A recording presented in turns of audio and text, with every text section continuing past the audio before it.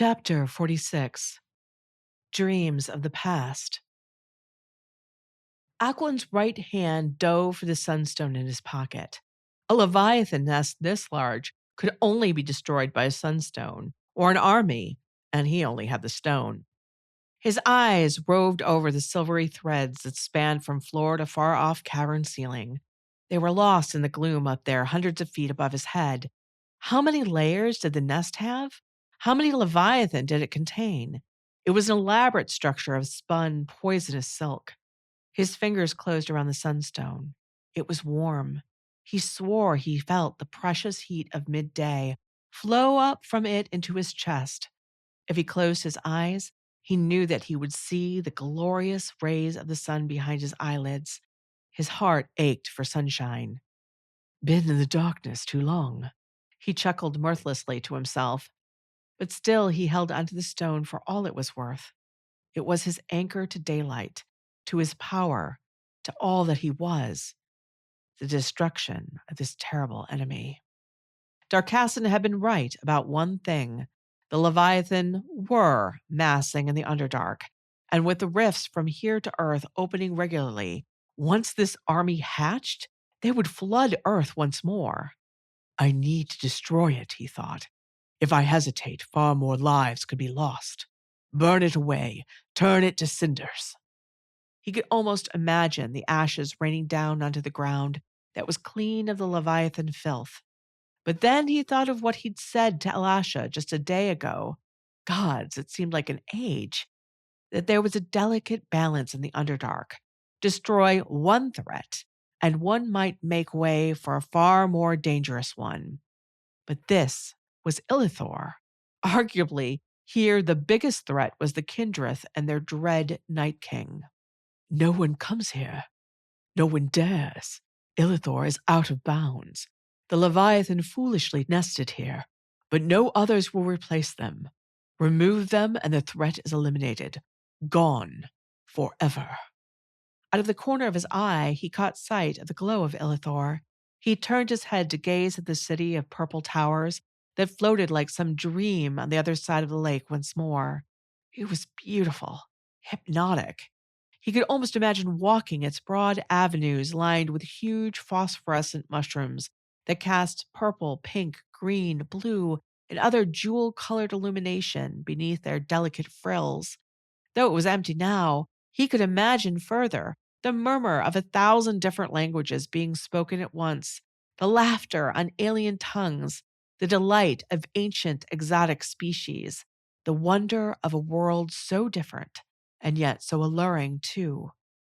He swore he could smell the famous spice market that the books claimed took up over 8 square blocks, with no vendor having a duplicate. Then the smell of ink and parchment followed from the supposedly even more voluminous Scholars' Row, where vendors could hawk scrolls, both new and ancient, that held powerful spells or antiquary knowledge. Histories of people he had never before heard of were found there. Biographies of kings and queens so ancient that their stories would seem more like fiction than fact.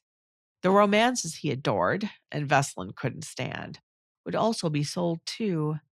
For love, love was eternal. Was anything of that left in Illithor now? Books, scrolls, dried spices and herbs, pottery, clothing, furniture, or art. Had the people simply locked up their homes and assumed they would return in a cycle or two? Or even if they had realized that this was going to be a true abandonment, had Vex given them time to pack up their things and cart them away? Somehow, he couldn't imagine the Night King waiting on anyone. Plus, many wouldn't have agreed to go, no matter the price or the threat. Illithor was their home. They had been born there. They would die there. And maybe they had. Maybe Illithor was their tomb now. There were undoubtedly people buried there. Illithor had survived for countless ages. While the Kindreth were immortal, not every species that called it home there had been. So graves were there as well as lost memories. The Sunstone's power wouldn't stop at the edge of the lake. It would flow across it, burning away everything in its path, including parts of Illithor. If the wards between Earth and the Underdark were weakened, then those that were protecting Illithor from damage might be too, and the whole city could be destroyed. He saw its reflection in the lake then. He realized it wouldn't just be the nest or the city that would be harmed, or more like outright destroyed, but anything and everything that lived in the midnight waters or depended upon those creatures for their food source would die too. The sunstone's power would even scour away the lichen that made the ceiling look like a starry sky. The cavern would be awash in a flare of light, and then eternal darkness would fall on the nothingness left behind. How often had he mourned when he'd seen the destruction that the humans had caused to their planet? But theirs had mostly been done out of ignorance or simply desire to progress, or both. Here he was, supposedly a better steward of their world, considering destroying another. So what, brother? Veslin's voice echoed in his mind. This is the city of our enemy. This place is filled with monsters, and you know that the Leviathan are primed to attack Earth again. Will you sacrifice yet more of our citizenry to protect this place? It was bad enough that you made any of the immortal blood die for mortals, but at least we got Earth in trade. But here, there's nothing we want in the Underdark. Think of destroying Illithor as revenge for our parents' deaths, at least if you cannot do it for any other purpose. The voice was so real that he swore he smelled his brother's cologne on the wind, but Veslin would never come here. Even when Elisha had told him of her fears about where Darkassan had gone, he hadn't cared enough to check on his own offspring. He certainly would never care about a place that was not part of the Empire, or people or creatures that did not bend the knee to the Sun King. But his brother was not chosen as Sun King. He was. He stared at Illithor and wished wholeheartedly that it rang with laughter and the voices of its inhabitants. He wished that it could come alive again, be brought back and thrive, a wonder of the ages restored. But that could not happen if he used the Sunstone. And while destroying this nest would eliminate one threat to Earth, it wouldn't eliminate them all. It wouldn't even eliminate the Leviathan. This was only one nest, no matter how large.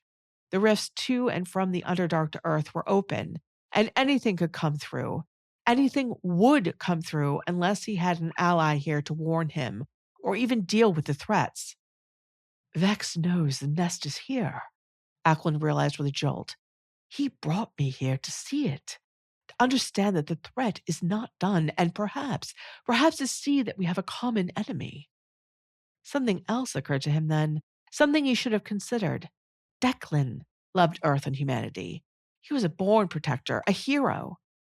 Aklin had sensed it about him immediately, even before he had understood that Declan was not human and could act in such a nature. He'd felt that deep in his bones. Declan wouldn't want to leave the Earth in peril. This nest was definitely a peril. And perhaps a bridge between two peoples. Could Vex understand Declan's nature already? Could he understand that this could bring about an alliance again? Acklin's hand was clenched around the Sunstone. But if Vex had killed his parents, how could he even contemplate such a thing? But I don't know if he had anything to do with their deaths. I took Veslin's word for it. A wave of guilt washed over him at doubting Veslin. But at the same time, his brother was only guessing what happened too. No one knew what happened to their parents, only that they had gone into the Underdark and had not returned. A million different things could have happened to them. They might never have reached Vex. He amended that. They likely didn't. If he looked at this completely objectively, there was a possibility here of renewing the connection between Arave and Kindrith, a positive reason to unite once more, even if it was in an uneasy truce. Then maybe Declan wouldn't have to leave. He blushed at this unexpected thought. It shouldn't play a role in any of his thinking, but what if Declan were the ambassador from the Kindrith to the Arave? What if Declan would stay on Earth, or even in Illithor, guarding the gates, only a short rift walk between them? The thought of walking down bustling Illithor streets with Declan suddenly appeared full blown in his mind. And in that imagining, Declan's hair was white, and his eyes were red. But instead of detracting from his beauty, They enhanced it. Could such a thing be real? His heart wanted to shout, yes, even as his mind tried to quell such hope. And yet, the truth was that it could never be if he didn't try to make it so. Vex had brought him here. What he did next was up to him. His fingers uncurled from around the sunstone, and it sank once more to the bottom of his pocket. He would not act out of fear, revenge, or hate. He would find another way to deal with the Leviathan. I must locate King Vex. Declan will undoubtedly be with him. We must come to a determination together about what is to be done with them, he realized. A determination that does not involve the destruction of this place and its ecosystem, and one that recognizes that this place is the Kindred's domain, but that we have a shared interest in what happens here. He was about to turn his back on the nest and head to Illithor, the most likely place the Night King was at, when he saw something move out of the corner of his eye. His head jerked towards the movement. Members agree that The Night Prince is one of the best stories I've ever written. As it should be, since it comes after 15 years of experience as a fantasy and urban fantasy writer. But what about all the other stories I've written that came before The Night Prince? The two most popular, Dragon's Reign and Everdark, are now book and audiobook series, just like The Night Prince. The others are available to read on my serial website, wraithrain.com. They're all romantic stories and all set in alternative worlds with magic and monsters. I've written since 2010, so there is a lot to explore, from Yakuza with supernatural powers to other high fantasy with many of the same ideas you can find in The Night Prince. Money from the membership is how I'm able to hire a team to produce this podcast. If you want to support it and you want to take a peek at my older stories, subscribe for a while. I have 1 month, 3 month, 6 month, and year subscriptions. The link is in the notes. Thanks so much for supporting us. He expected a Leviathan, or 2, or 20. His lips parted to speak words of power, but his mouth ended up simply hanging open. His mother was standing there. He knew her face and figure as well as his own. He could always tell if the portraits of her were off compared to the real thing. So he was certain it was her that he was seeing now.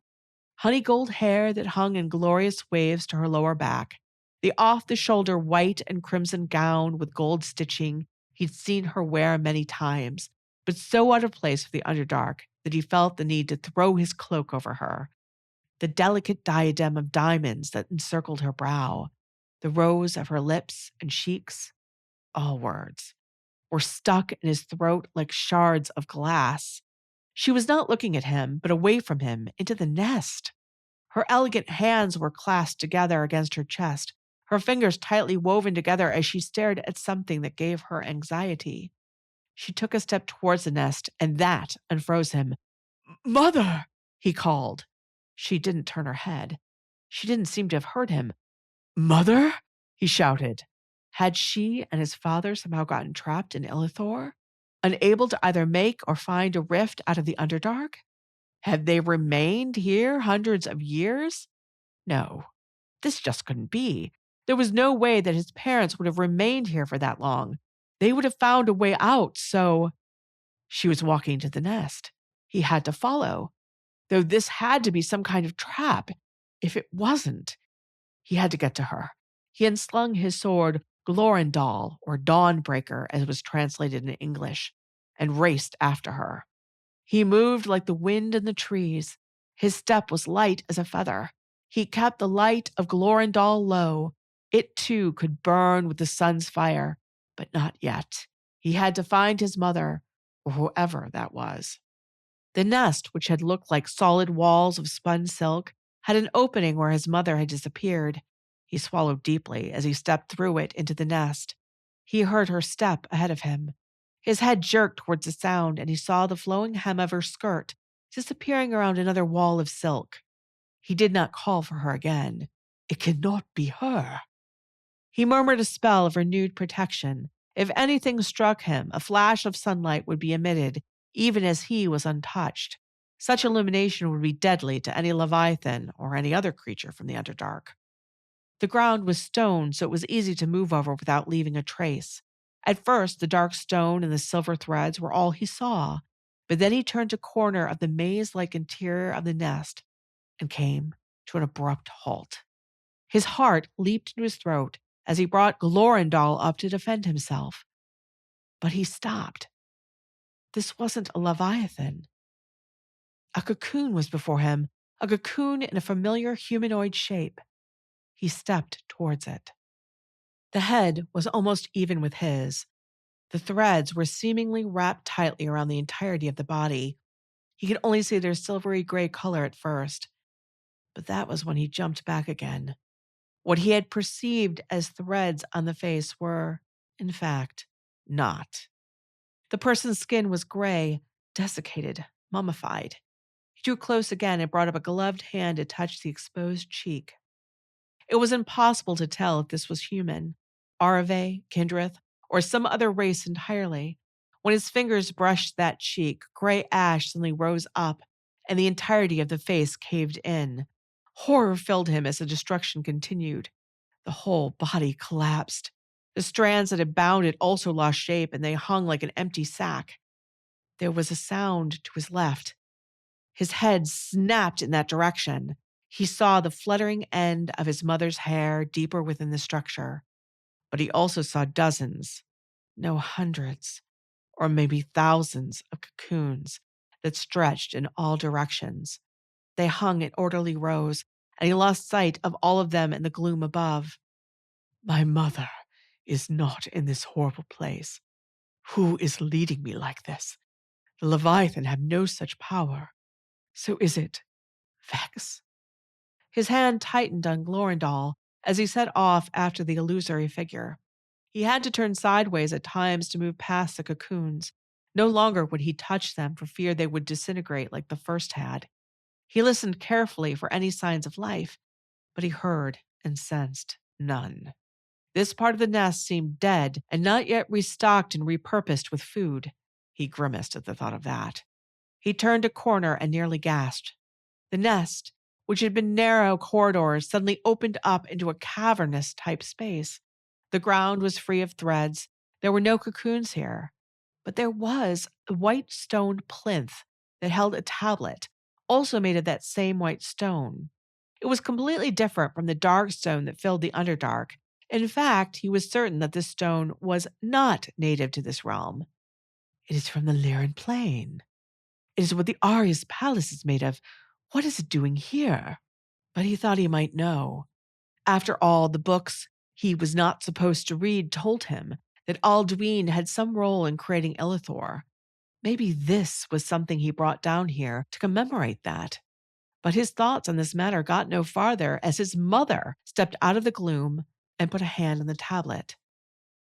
You came, she murmured, sounding grateful, awed, and afraid. Aquilin opened his lips to answer her, but another voice spoke instead. Yes, though I wonder why I should not kill you where you stand. The voice was dark and rich and filled with anger. The figure it came from emerged from the darkness, white hair shaved on one side and long on the other, red eyes glowing like fires in the dark, pale skin that was mostly obscured by tattoos, low-cut silk pants that clung to his hips and flowed down to bare feet. Magic flowed around this figure like a cloak. Though Aquilin had never seen a portrait of the Night King, he knew this was Vex. I knew I was taking a risk when I came here, using the secret way that only Alduin could take, she answered, and her right arm curled over her stomach. It was only then that Aquilin realized that his mother was pregnant. But I had no other choice. Vex had just threatened his mother, his pregnant mother. He would not stand for it.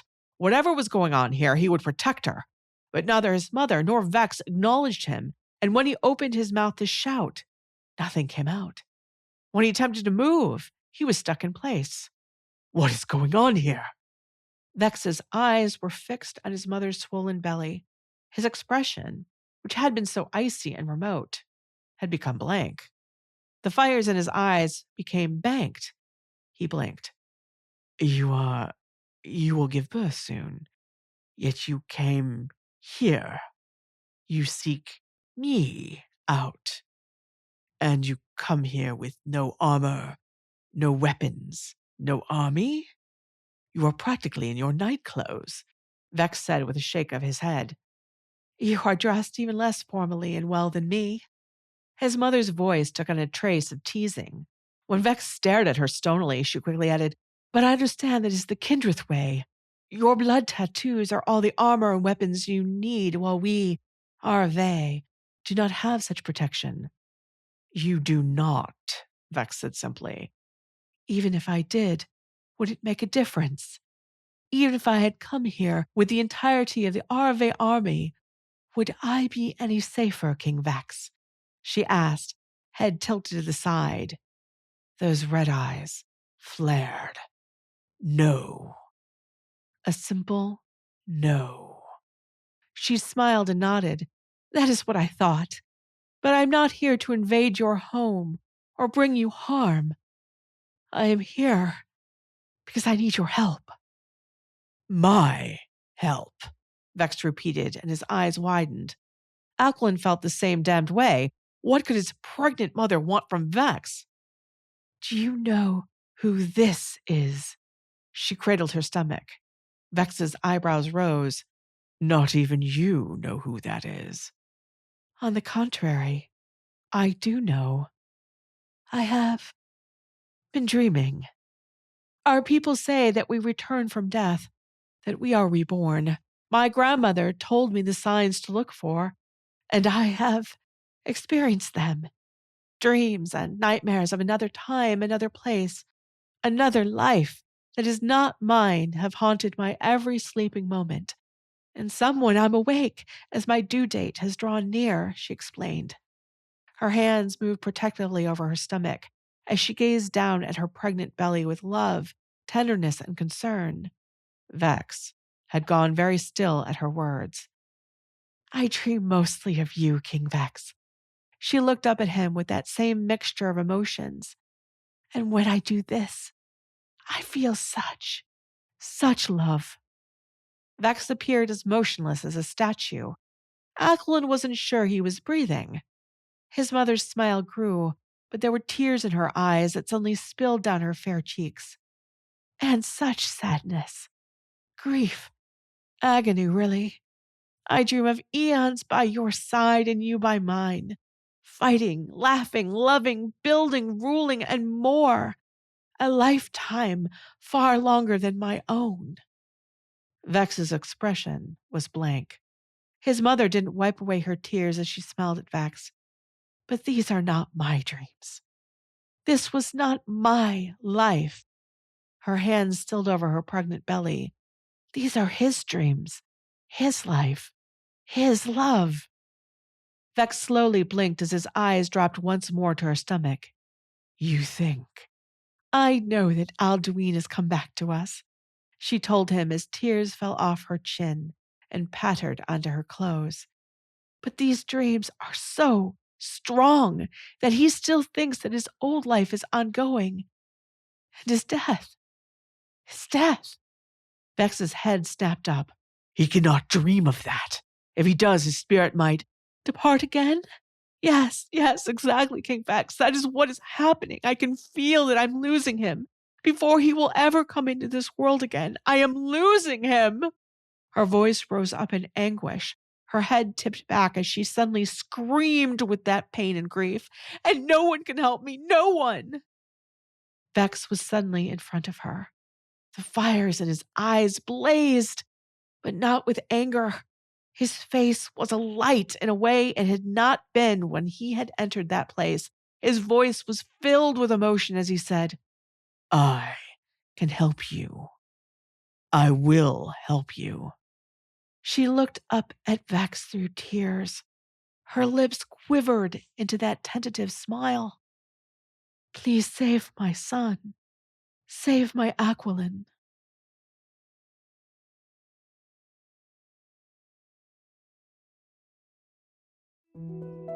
There's something about reading fantasy in print, especially with Mathia Arconiel's gorgeous illustrated covers. I release one new Night Prince book about every 3 months in ebook, paperback, and hardcover. The paperbacks are print on demand from Amazon, and they're decent, but the slim hardcovers sold in my own shop are meant to be collectible art objects. I believe if you're going to have a book in your space, it should be beautiful. They have dust jackets, and I hand sign each one. To see where we are in the series, I posted the series shop link in the notes. Thank you guys so much for supporting us.